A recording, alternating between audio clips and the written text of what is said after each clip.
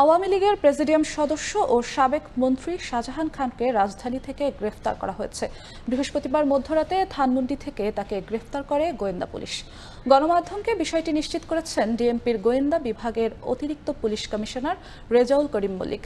তবে কোন মামলায় তাকে গ্রেফতার করা হয়েছে তা জানা যায়নি। সবশেষ দ্বাদশ জাতীয় সংসদ নির্বাচনে মাদারীপুর ২ আসন থেকে টানা অষ্টমবারের মতো নৌকা প্রতীক নিয়ে সংসদ সদস্য নির্বাচিত হন শাহজাহান খান।